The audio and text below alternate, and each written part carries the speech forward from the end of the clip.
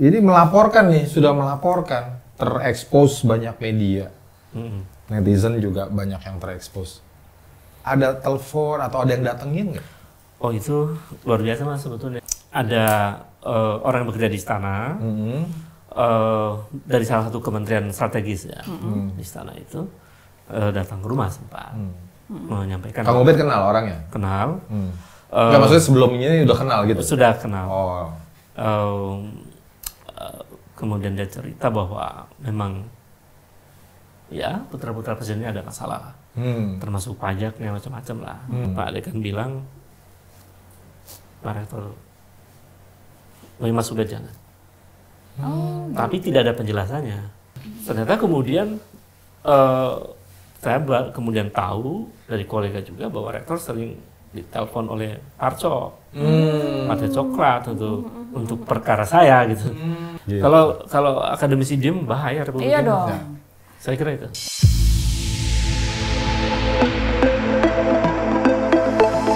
Jadi akhirnya terlalu sempurna sebetulnya untuk KPK bisa memanggil orang-orang yang dilaporkan oleh masyarakat itu. Iya.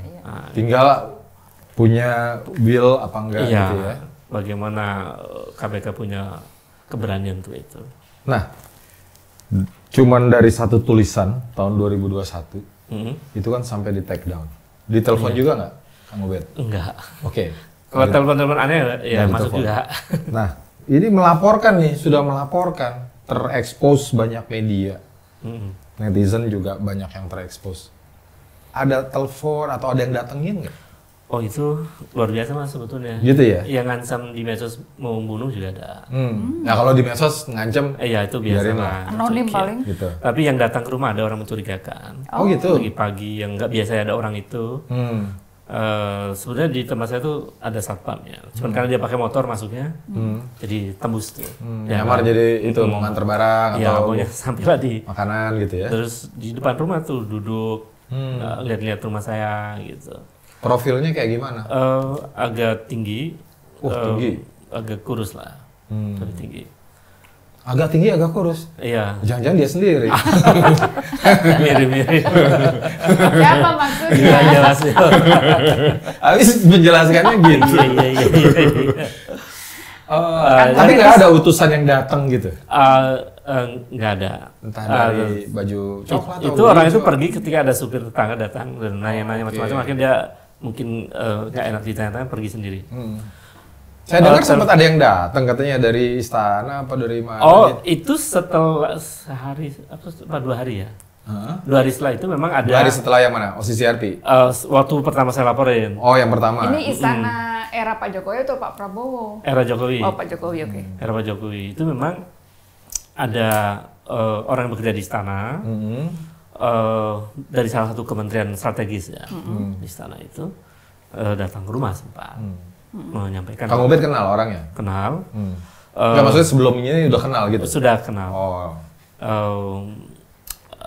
Kemudian dia cerita bahwa memang ya putra-putra presiden ini ada masalah, termasuk pajaknya macam-macam lah, perlu di. Tapi kata dia, Kang Ubed benar, kira-kira begitu, on the track saja, dan itu by data dan semacam. Cuman berat yang Kang Ubed hadapi gitu. Dia ngasih tahu informasi saja, berat gitu. Dan hanya mungkin perjuangan Kang Ubed bisa memperoleh kemenangan kalau ada gerakan besar. Kira-kira itu. Gerakan besar maksudnya gimana tuh? Oh iya, mungkin Demo. Oh, demo, iya, turun ke mahasiswa. jalan. ada dukungan besar yang luar biasa. Berapa minimal? ini bisa nih. Sudah Kalau kami biasa. demo kan 10.000 cukup nggak? Ya bisa kurang lebih lah. Kurang lebih ya? Kang Ubed kan, Pak Prabowo kan berjanji akan memburu koruptor sampai ke Antartika. Iya, gagah sekali ya kan pidatonya. jaga perkakas. Iya. Nah, Kalau ke kira-kira antar kita diburu nggak? Antartika apa Antartika? Kira-kira walk the talk atau talk the talk nih? Saya kira membenarkan kalimatnya dia sendiri. Oh, oke. Bisa talk the talk. Nah, diksi dia sebutnya omon-omon itu. Omon-omon. Jadi saya khawatir Prabowo terjebak dalam narasinya sendiri. Dia bilang omon-omon tentang banyak hal itu. Tapi kan baru 100 hari kan? Ya baru 100 hari. Tapi kan biasanya 100 hari itu meskipun dia tidak cukup untuk mengevaluasi, dia bisa menjadi tanda. Apakah sebuah pemerintahan itu serius atau tidak. Thailand aja 1000 hari loh, kita kasih. Iya. 1000 Kita kasih hari. waktu lah. 1000 hari. Saya kasih waktu 1 tahun lah ya. Tahun. Apa yang akan terjadi dalam setahun ke depan ini. Tapi bahwa narasi Prabowo saya kira cukup bisa kita apresiasi karena dia terlihat sungguh-sungguh ya, terlihat sungguh-sungguh dan sepertinya sih serius begitu, bahwa dia sempat katakan terakhir, kalau kalian pejabat tidak bisa membersihkan diri, saya akan bersih-bersih gitu kan. Jangan sampai dibersihkan rakyat. Iya, katanya jangan gitu bersihkan kan. rakyat dan seterusnya. Artinya diizinkan tuh tadi 10.000 atau 20.000 turun ke jalan. Pasti tuh. luar biasa. Dia korlap demo dari tahun 98 soalnya. Iya.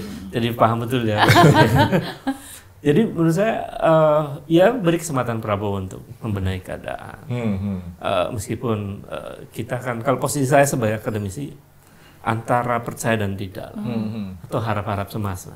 Ada harapan tapi juga ada kekhawatiran pada Prabowo gitu. Karena kan di sisi lain Prabowo begitu luar biasa semangat untuk membenahi keadaan, tapi di sisi lain dia dihadapkan pada realitas yang membelenggunya. Kan bagaimana kita tidak bisa menyebutkan Prabowo itu ada belenggu, ya karena dia sebelum menyusun kabinet dia harus ke Solo. Iya ya. Dan kabinetnya masih banyak orang-orang yang Orang lama. Orang. Iya. Jadi sebetulnya ya di situ kita membuat ya ada keraguan meskipun ada harapannya. Nah, apa yang akan dilakukan Prabowo dalam bulan-bulan ke depan itu akan mengindikasikan itu. Apakah Prabowo akan betul-betul konsisten dengan narasinya atau dia tidak konsisten dengan narasinya? Iya. Atau pengen belajar justru. Bisa jadi. Gimana caranya bisa begitu gitu ya? Nah, karena dia pernah menyatakan dia guru politiknya kan Iya. presiden sebelumnya. Iya, benar. Tapi dalam politik kita tetap harus tidak sepenuhnya kita percaya, toh. Betul. Tapi tidak sepenuhnya juga kita tidak percaya. Iya. Kan ada lagunya Sting yang bilang gini. There is no historical precedent Yes. to put the world in the mouth of president. Katanya. Yang benar, artinya Ya nggak ada presidennya, kita percaya apa yang keluar dari mulut presiden. Mulut presiden. Bukan berarti kita nggak boleh percaya presiden, tapi Ya, artinya kita harus watch out gitu loh. Ya. Jangan mudah ternina bobokan. Karena presiden kan representasi dari rakyat, toh. Dia dipilih oleh rakyat, narasi dia itu yang kita pegang. Iya. Kalau presiden sudah tidak lagi dipegang narasinya, ya udah selesai lah. Iya. Kang Ubed, kan di berita juga akhir-akhir ini ada sedikit kehebohan bahwa Kang Ubed kan sebelumnya kan di kampus itu posisinya adalah koordinator program studi Oh iya, betul. sosiologi, Saprodi ya? Iya. sosiologi kan. Iya. Itu dicopot, apakah ada relevansinya dengan kekritisannya Kang Ubed selama ini atau memang masa jabatannya udah selesai? Jabatan saya di SK itu sampai 2027. Oh, Jadi masih saya buat SK rektor nih ya? saya dipilih melalui musyawarah di program studi. Saya bersedia karena saya ingin turun gunung membenahi program studi. Ada target akreditasi internasional semacam itu. Iya. Saya nggak apa, saya akan handle. Seiring dengan perjalanan waktu, target itu tercapai. Jadi akreditasi internasional saya tercapai, kemudian Untuk jurusan sosiologi. untuk sosiologi, kemudian untuk pendidikan sosiologi ya mas. Kemudian mahasiswa juga ikut kompetisi internasional, itu juga tercapai dan lain-lain lah. Bahkan mendapat juara dan lain-lain. itu dari tahun 2000. Harusnya naik jadi dekan dong ya? 2023 itu. Oh, 2023, oke. Kemudian ya, saya sebelumnya dipanggil oleh dekan, sedang diajukan untuk dilantik kembali. Karena UNJ berubah menjadi PTNBH. Oh iya. Kan statusnya berubah, akhirnya perlu ada pelantikan baru kira-kira. Iya. Oh udah resmi ya? Jadi PTNBH sudah. sekarang ya? Makanya diajukan lagi oleh dekan. Pak dekan bilang, Pak Rektor, Mas Ubed jangan. Tapi tidak ada penjelasannya. Saya karena paham status berubah PTNBH, saya terima itu. Oke, saya bilang. Tapi kalau cara-cara begini, nggak ada transparansi dan lain-lain, itu memungkinkan adanya nepotisme. Ada nepotisme, ada like and dislike di situ. Bahkan pembungkaman bisa lewat otoritas rektor. Karena memang di peraturan rektor itu yang dibuat baru juga, itu disebutkan di pasal 6 bahwa kepala departemen atau koordinator program studi itu diangkat bersifat penugasan dari rektor. Oke. Nah, itu otoritas rektor kan. Iya, iya, iya. Tapi saya bilang pola ini bisa membahayakan juga. Karena bisa Membungkam, orang-orang ya? membungkam, ada proses pembungkaman itu. Ternyata kemudian saya kemudian tahu dari kolega juga bahwa rektor sering ditelepon oleh Parco, Partai Coklat untuk perkara saya gitu, untuk agar memperhatikan langkah-langkah saya dan seterusnya. Jadi kalau informasi itu benar dari kolega ini, dan itu benar sih menurut dia, rektor sendiri ditelepon oleh Parcok itu, ya itu berarti kan ada korelasinya dengan upaya jejaring di atas untuk membungkam. Ya memang biasanya menggunakan Parcok. Lalu saya konfirmasi lagi, ada kolega juga bercerita bahwa memang Pak Rektor merasa tidak nyaman dengan keberadaan saya, dengan sikap-sikap saya itu. Oh ya sudah, saya terima. Tapi hati-hati nih, nepotisme macam-macam bisa terjadi nih kalau kolega gitu. Ternyata kemudian benar Mas, beberapa hari kemudian saya ditelepon oleh kolega profesor di UNJ juga. Benar Mas, itu ada nepotisme apa? Oh ternyata, maaf nih saya sebutkan ya, supaya saya membenahi kampus juga. Semangatnya sih membenahi kampus, Mas. Iya. Ternyata rektor mengangkat istrinya jadi korprodi. Oh loh. Istrinya? Iya. Jadi saya bilang, berarti dugaan saya benar. Jadi urusan aturan ini dibuat memungkinkan rektor melakukan nepotisme. Jadi urusan kampus kalah dengan percakapan iya, di meja makan atau pillow talk nih sebelum tidur nih, ya? Iya. Karena ke istri loh. Iya. Jadi sekarang Kaprodi Sosiologi istrinya rektor. Bukan, dia di prodi yang lain. Oh, di prodi lain. Prodi yang lain. Di tempat saya PLT. Oh, PLT sekarang belum ada PLT belum ada, karena mungkin lagi mikir-mikir ya saya tahu. Jadi PLT, dan saya kira itu nepotisme. Jadi poin yang substansialnya menurut saya sih bukan perkara saya diberhentikannya, tapi perkara bagaimana rektor bisa menjadi instrumen kekuasaan untuk membungkam, menghentikan orang dan lain-lain itu. Jadi saya kira itu poin itu penting. Dan jadi otokrasi legalistik yang tadi di internal kampus terjadi juga di kampus, turun ya. Iya. Guru kencing berdiri, murid kencing berlari-lari kan itu. Dan itu kan terjadi tidak hanya di kampus UNJ Mas. Maka suara-suara dari Erlangga, ya kita minum. Silakan Mas. Beberapa kampus begitu ya. Di Erlangga juga ya kemarin begitu ya. Iya. Sampai Bung Rocky Gerung komentar loh. Oh iya. Iya.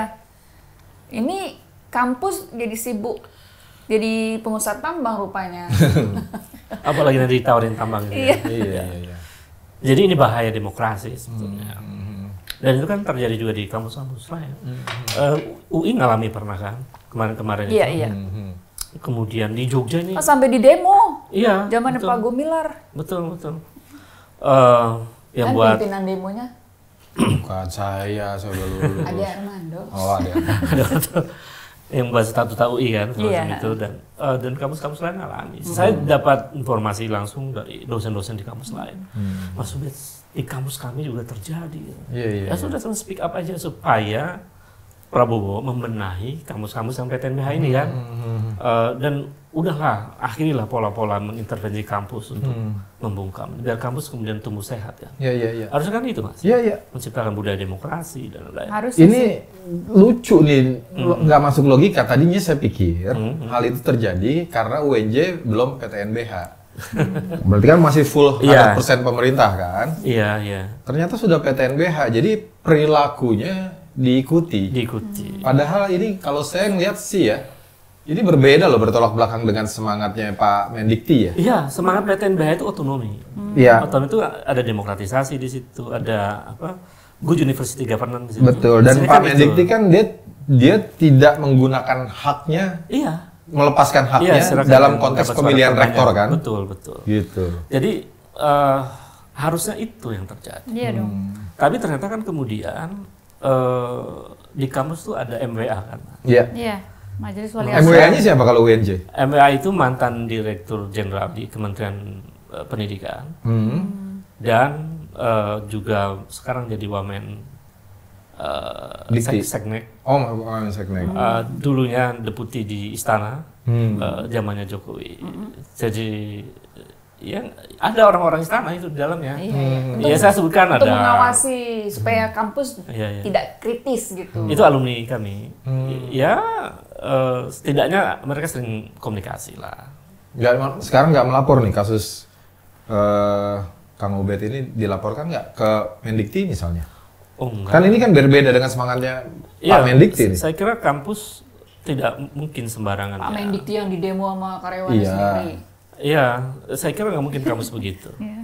Artinya akan bunuh diri mereka kalau kemudian meminta saya misalnya dipecat dari ASN sebagainya. Oh di ASN nggak, tapi kan Nggak. sekarang sebagai Kaprodi kan sudah dicopot. Iya, itu sebenarnya menimbulkan kegelisahan ya. Iya, Dan kita semangatnya membenahi. Maksud saya dites gitu loh, lapor ke Pak Mendikti, Pak Mendiktinya akan bersikap apa gitu loh. Pak Harusnya udah tahu sih, Mendikti- udah sampai beliau. Nggak, beritanya. Mendikti sempat ditanya wartawan beberapa hari lalu ya. Dia diam. Diam kan mungkin dia tidak tahu persis Persoalannya. persoalannya. Iya, betul. Bisa juga tidak tahu alasannya. Ya. Bisa juga dia tahu skenario itu. Kan kita nggak bisa namanya kemungkinan. Tapi dicoba aja. Karena dalam kasus yang Airlangga waktu itu yang apa? Iya, cepat yang sekali. BEM itu Bagus cepat tuh. sekali gitu loh. Cepat sekali itu. Kalau yang ini saya kira mestinya cepat ya, terutama untuk menghadirkan kampus yang lebih demokratis. dan Ya Kang Ubed mau ketemu, saya punya jalur. komunikasinya Jalur mana silakan ya. Saya punya jalur. Ada Sebenarnya secara teman gini- kita yang jadi staff, Pak. Secara genealogi itu Prof Satrio itu sangat dekat sama UNJ sebetulnya. Nah, apalagi Secara genealogi ya, karena dia dulu sempat sangat dekat dengan rektor UNJ, Profesor Koni Semiawan, Semiawan ya. dan sangat concern dengan kemerdekaan berpikir dan lain. Profesor Koni Semiawan nih saya ingat nih dulu waktu SD Oh iya. sempat ngetop nih Iya. buku Adik Baru. Iya, Ya. betul. Dan dia termasuk yang rektor yang sangat membuat kita merdeka lah di zaman itu. Saya demonstran, dia seneng Iya, undang iya, iya. saya, ketemu gitu ngobrol. Jadi Iya, iya, dia iya. paham di mana letak kita harus bersikap kritis dan tidak. Nah, Prof Satrio deket tuh sama Prof Koni. Seingat saya, karena Ya. mereka sering bertemu. Jadi saya kira itu mas, semangatnya untuk memperbaiki keadaan yang makin. Iya dong, kita makin harus kalau ngaco kampus ini. juga Iya. menduplikasi perilaku yang secara keilmuan Iya. itu tidak tepat atau tidak benar, gimana gitu loh. Kita mau belajar di mana Dulu lagi kita gitu. Ya, nyebutnya betul, kampus betul. Rawamangun ya dulu kan ada UI Rawamangun gitu. Dulunya UI itu. Di Iya. fakultas saya tuh gedungnya masih gedung UI, Iya. gedung Iya. Fakultas Psikologi. Iya, UI Rawamangun kan dulu. Iya, Ramon Salema kan dulu. Makanya Soekarno di era tahun 50-an menyebut Ramon Salema itu dia sebut sebagai apa? The City of Intellectual. Kalau nggak salah ya. Ya iya, ya, sampai buku-buku juga banyak di Senen Iya. gitu kan? Iya, Di iya. sekitar situ tuh, ya kan? Banyak buku-buku. Iya, pusar buku bekas dan segala macam gitu kan? Betul, di pojok Senen itu ya. Iya. Saya dulu sering beli buku di situ. Iya. Kita Kalau sampai saya- sekarang masih nongkrong di sana. Ada buku-buku bagus kan? sama elektronik tuh di Jalan Kembang Sepatu. Iya. Nah, tuh merakit-rakit zaman dulu waktu SMP saya belajar di Jadi situ. saya banyak buku-buku kritis dari situ juga. Ini juga mengingatkan ini ya, dosen-dosen di kampus lain mas untuk speak up. Ya dong. Ya, iya. Bahwa Dan sebenarnya nggak apa-apa juga, buktinya Kang Ubed aman-aman aja ya. nggak apa-apa kan kita based on data. Didatengin orang malah orangnya malah Iya. membenarkan gitu ya. Membenarkan. Bahkan Intelkam sempat rombongan ke saya juga. Iya. Saya bilang apa yang saya sampaikan data. Silakan kalau saya salah, datanya perkarakan datanya itu. Kan kita bukan menghakimi personal, Bukan. tapi kan kita ini demi merah putih ya. Demi bangsa, Bangsa dan demi negara. Republik ini. Gitu. Kalau akademisi diem bahaya Republik Iya ini. dong. Saya kira itu. Oke. Menarik Baiklah. sekali Kang Ubed. Selamat berjuang Kang Ubed. Sama-sama Mas. Mudah-mudahan Sama-sama. teman semua. Karena Kang Ubed masih ada agenda lain. Ya. Sebenarnya Iya, kita oh iya, pengen betul. ngobrol lebih banyak Oh nih iya. Kang Iya, Ubed. iya. Nanti Nanti di kita episode sambung lagi. selanjutnya. Baik. Terima kasih atas perhatian. Netizen semuanya jangan lupa di subscribe, komen, pertanyaan-pertanyaan untuk Kang Ubed mungkin ingin disampaikan. Dan jangan lupa juga likes karena kita akan ada episode selanjutnya dengan narasumber yang lebih oke. Terima kasih. Sampai jumpa. Terima kasih Kang Iya, Ubed. sama-sama.